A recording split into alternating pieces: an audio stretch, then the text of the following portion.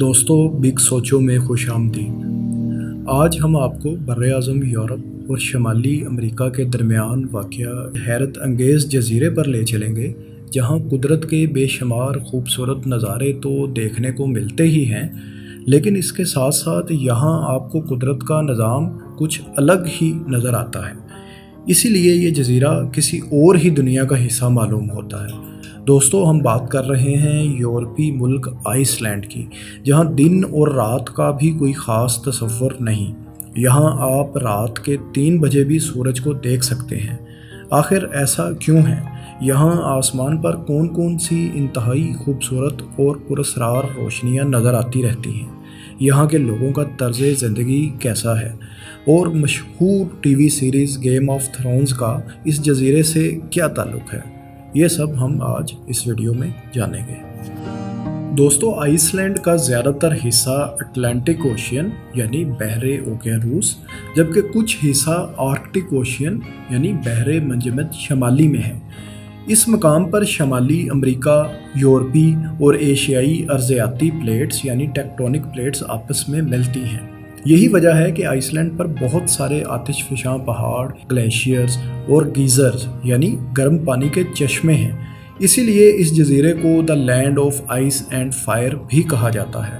جغرافیائی اعتبار سے یہ جزیرہ یورپ اور شمالی امریکہ دونوں براعظموں کا حصہ ہے۔ دراصل آئس لینڈ کا مغربی حصہ شمالی امریکی پلیٹ، جبکہ مشرقی حصہ یوریشین پلیٹ کے اوپر واقع ہے۔ ان دونوں پلیٹس کے درمیان وقت کے ساتھ ساتھ گیپ میں ہر سال تقریباً 2 سینٹی میٹر کا اضافہ ہو رہا ہے۔ دوستو اس جزیرے کے ہمسایہ ممالک میں گرین لینڈ، اسکاٹ لینڈ اور ناروے شامل ہیں۔ آئس لینڈ کا دارالحکومت ریکیاوک ہے اور یہ اس کا سب سے بڑا شہر بھی ہے۔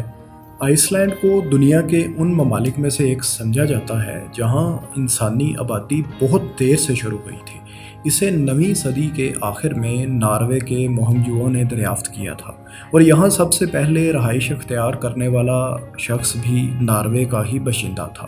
اس کے بعد ناروے اور آئرلینڈ سے بہت سے غلام اور مہاجرین یہاں آ کر آباد ہونا شروع ہو گئے۔ کہا جاتا ہے کہ دنیا کی سب سے پہلی پارلیمان کا قیام یہیں اسی جزیرے پر عمل میں آیا تھا۔ تب تک یہ جزیرہ ایک آزاد ریاست تھا، لیکن کچھ عرصے بعد یہ جزیرہ ناروے کے کنٹرول میں آ گیا تھا۔ 19ویں صدی میں آئس لینڈ ڈنمارک کے قبضے میں چلا گیا، اور پھر دوسری جنگ عظیم میں ڈنمارک اور آئس لینڈ کے تعلقات خراب ہوئے، اور ساتھ ہی برطانوی فوجوں نے آئس لینڈ کے دارالحکومت پر قبضہ کر لیا۔ آخرکار 17 جون 1944 کو آئس لینڈ کو ایک الگ ملک کا درجہ مل گیا۔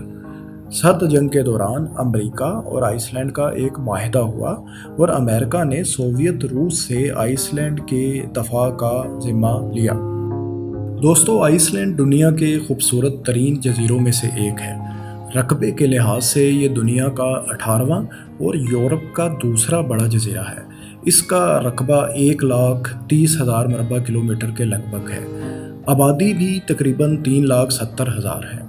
آئس لینڈ کا زیادہ تر حصہ گھاس کے سرسبز میدانوں پر مشتمل ہے، جبکہ کل رقبے کا تقریباً 11% حصہ گلیشیئر سے گھرا ہوا ہے۔ اس خوبصورت ملک میں اتنی زیادہ آبشاریں موجود ہیں کہ ان سب آبشاروں کو نام دینا بھی مشکل ہے۔ اسی لیے بے شمار آبشاریں ایسی ہیں کہ جن کا کوئی نام ہی نہیں۔ یہاں 60 سے زائد چھوٹی بڑی جھیلیں بھی موجود ہیں، جو اس جزیرے کے قدرتی حسن میں مزید اضافہ کرتی ہیں۔ یہاں کے بے شمار اونچے اونچے پہاڑ بھی دیکھنے والوں کو اپنے سحر میں جکڑ لیتے ہیں۔ آئس لینڈ کے سب سے اونچے پہاڑ کی اونچائی 6,900 فٹ ہے۔ دوستو اپنے محل وقوع کی وجہ سے یہاں کا موسم بھی خوشگوار رہتا ہے۔ اب تک یہاں کا سب سے زیادہ درجہ حرارت 30.5 ڈگری اور سب سے کم -38 ڈگری سینٹی گریڈ ریکارڈ کیا گیا ہے۔ اکتوبر سے جنوری تک یہاں شدید برف باری ہوتی ہے۔ اس جزیرے کی گرمیاں بھی ہمارے ملک پاکستان کی گرمیوں کی نسبت ٹھنڈی ہوتی ہیں، اور عام طور پر درجہ حرارت 25 ڈگری سینٹی گریڈ کے قریب ہی رہتا ہے۔ سردیوں میں برف باری کے بعد گھاس کے میدان منوں برف تلے دب جاتے ہیں۔ یہی وجہ ہے کہ مقبول ترین television series game of thrones کے بہت سے سین اسی جزیرے پر فلمائے گئے تھے۔ اس جزیرے میں نارتھ آف دی وال کا دکھایا جانا والا سارا حصہ دراصل آئس لینڈ ہی تھا۔ اسی طرح دوستو اسی سیریز میں دکھائی جانے والی برف کی کئی 100 فیٹ اونچی دیوار کے سینز آئس لینڈ کے ایک گلیشیئر پر ہی شوٹ کیے گئے تھے۔ اس کے علاوہ بھی اس جزیرے کے بہت سے مقامات ایسے ہیں جن کو آپ نے گیم آف تھرونز میں دیکھا ہوا ہے۔ دوستو آپ نے اسی سیریز میں ایک انتہائی دلچسپ کردار دی ماؤنٹن کو بھی دیکھا ہوگا۔ یہ دراصل 7.25 فٹ ہائٹ کے Icelandic athlete Hafthor Julius Johnson ہیں اور دنیا کے طاقتور ترین انسان یعنی ورلڈ اسٹرونگسٹ مین کا مقابلہ بھی جیت چکے ہیں اور کئی بار وہ اسی مقابلے میں رنر اپ بھی رہے ہیں۔ دوستو آئس لینڈ پر بہت سے جانور بھی پائے جاتے ہیں اور ان کی خصوصیات یہاں کی آب و ہوا کی وجہ سے ذرا مختلف ہیں۔ آئس لینڈ کے گھوڑے عام گھوڑوں کی نسبت قد میں چھوٹے ہوتے ہیں۔ یہاں کئی طرح کی مچھلیاں پائی جاتی ہیں۔ اس جزیرے پر ویل مچھلی کی 20 سے زائد اقسام موجود ہیں۔ یہاں سفید لومڑی یعنی آرکٹک لومڑی بھی پائی جاتی ہے۔ لیکن دلچسپ بات یہ ہے کہ یہاں بھیڑیے، پینگوئنز اور پولر بیئرز نہیں پائے جاتے۔ یہ جانور لاسٹ آئس ایج یعنی آخری برفانی دور کے بعد آج سے ہزاروں سال پہلے کلائمیٹ چینج کے باعث اس علاقے سے ہمیشہ کے لیے چلے گئے تھے۔ دوستو آئس لینڈ کو land of ice and fire کہا جاتا ہے۔ اس کی وجہ یہ ہے کہ یہاں بہت سے گلیشیئرز بھی پائے جاتے ہیں اور بہت سارے ایکٹیو والکینوز بھی یہیں پر موجود ہیں۔ یہاں آتش فشانی ایک معمول کا عمل ہے اور یہاں کے لوگوں کو اس کی عادت ہو چکی ہے۔ ایک اندازے کے مطابق ہر 4 سال بعد آئس لینڈ پر ایک بڑی آتش فشانی ضرور ہوتی ہے۔ پچھلے 10,000 سالوں میں کرۂ ارض پر جتنے بھی آتش فشاؤں نے کل لاوا اگلا ہے اس کا تقریباً 1/3 لاوا صرف آئس لینڈ کے آتش فشاں پہاڑوں نے اگلا ہے۔ دوستو بعض سورسز کے مطابق آج سے 8,600 سال قبل اس جزیرے کے وسط میں واقع ایک آتش فشاں پہاڑ جس کا نام بار در بنگا ہے میں ایسی زبردست آتش فشانی ہوئی کہ اس کے نتیجے میں پہاڑ میں جو لاوا اگلا وہ بہہ کر 100 کلومیٹر دور تک پہنچ گیا تھا۔ اسے پچھلے 10,000 سال میں لارجسٹ لاوا فلو مانا جاتا ہے۔ انہی والکینوز کی وجہ سے آئس لینڈ پر بلیک سینڈ بیچز یعنی سیاہ ریت والے ساحل بھی وجود میں آ گئے جو دیکھنے والوں کو مبہوت کر کے رکھ دیتے ہیں۔ ایک اندازے کے مطابق یہاں 200 کے قریب آتش فشاں پہاڑ ہیں۔ یہاں کا سب سے ایکٹیو آتش فشاں کاٹلا ہے جس کی اونچائی تقریباً 5,000 فیٹ ہے۔ سن 1100 کے بعد یہ آتش فشاں اب تک کم از کم 20 بار لاوا اگل چکا ہے۔ آئس لینڈ گیزرز یعنی گرم پانی کے چشموں اور والکینوں سے جیو تھرمل انرجی بھی پیدا کرتا ہے۔ دوستو اگر آپ کا کبھی آئس لینڈ جانا ہو اور آپ کو رات 3 بجے آسمان پر سورج دکھائی دے تو آپ نے گھبرانا بالکل بھی نہیں ہے۔ آئس لینڈ پر دراصل گرمیوں میں سورج مکمل طور پر غروب ہوتا ہی نہیں، یعنی یہ کہہ لیں کہ رات ہی نہیں ہوتی، دن ہی رہتا ہے۔ گرمی کے مہینوں میں یعنی مئی سے اگست تک کے دنوں میں یہاں رات 3 بجے بھی سورج دکھائی دیتا ہے۔ ان مہینوں میں پورا دن ہی کا سما رہتا ہے۔ بمشکل 3 گھنٹوں کے لیے سورج غروب ہوتا ہے اور اس دوران بھی آسمان پر روشنیاں بکھری ہوتی ہیں، جبکہ دسمبر سے مارچ کے دوران یعنی سردی کے مہینوں میں یہاں دن بہت چھوٹا ہوتا ہے اور صرف 4 سے 5 گھنٹے یعنی صبح 11 سے 3 بجے تک ہی روشنی رہتی ہے اور پھر اندھیرا چھا جاتا ہے۔ دن اور رات کا یہ فرق دراصل آئس لینڈ کی جغرافیائی پوزیشن کی وجہ سے ہے۔ یہ آرکٹک سرکل یعنی دائرہ قطب شمالی کے جنوبی طرف واقع ہے اور شمالی اور مغربی دونوں نصف کروں کا حصہ ہے۔ ہر سال گرمیوں میں شمالی نصف کرہ سورج کی طرف سرک جاتا ہے اور سردیوں میں دوسرا نصف کرہ سورج سے دور ہو جاتا ہے، اسی لیے یہاں دن اور رات کے دورانیے مختلف ہوتے ہیں۔ دوستو آپ نے ناردرن لائٹس کے بارے میں ضرور سن رکھا ہوگا یا پھر اس کی کوئی تصویر یا ویڈیو تو ضرور دیکھی ہوگی۔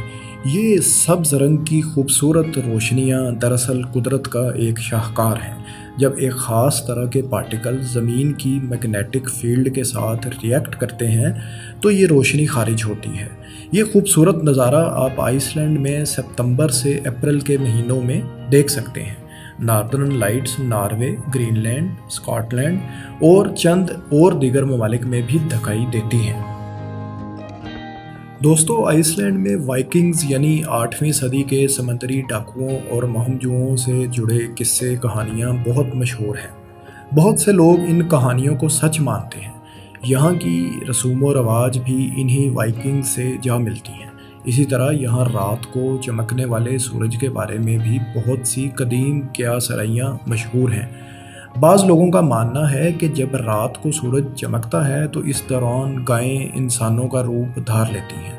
आइसलैंड में जिन्नात, परियों, बोनों और जायंट से भी बहुत सी कहानियाँ जुड़ी हुई हैं। इन लोगों के नज़दीक बोने आज भी इस जजीरे के कुछ इलाकों में पाए जाते हैं। इसीलिए आइसलैंड के लोग इन मखसूस इलाकों में सड़कें बनाना पसंद नहीं करते, क्योंकि उनके ख्याल में इससे बोनों को तकलीफ़ का सामना करना पड़ सकता है। आइसलैंड में मजहबी लिहाज से काफ़ी आज़ादी है। इस जजीरे पर वाक़या एक चर्च को रियासती चर्च की हैसियत हासिल है। ये लोथेरियन चर्च है। यहाँ की 82% आबादी के पास इसी चर्च की रुकनीत है। कुछ रोमन कैथोलिक चर्च की पैरवी भी करते हैं और बाज़ अफराद किसी भी मज़हब से ताल्लुक़ नहीं रखते। यहाँ कई दिलचस्प त्यौहार भी मनाए जाते हैं। साल में एक मरतबा एक दिन बीवियों के नाम और एक दिन शोहरों के नाम का भी मनाया जाता है। अगस्त के शुरू में यहाँ 3 दिन की छुट्टी मनाई जाती है। इस दौरान ये लोग पार्टी करते हैं और खूब खाना खाते हैं। दोस्तों, आइसलैंड के मर्द अपने लंबे कद और ताकत की वजह से बहुत मशहूर हैं। यहाँ जिस्मानी ताकत का मुजाहरा करने के लिए स्ट्रॉन्ग मैन कंपटीशंस के नाम से बहुत से मुकाबले होते हैं, जिनमें सबसे मशहूर मुकाबले में 186 किलोग्राम का एक पत्थर किसी शख्स को उठाना होता है। जो ये शख्स मुकाबला जीत जाए यानी कामयाबी से उस पत्थर को उठा ले, उसे स्ट्रॉन्ग मैन का लक़ब दिया जाता है।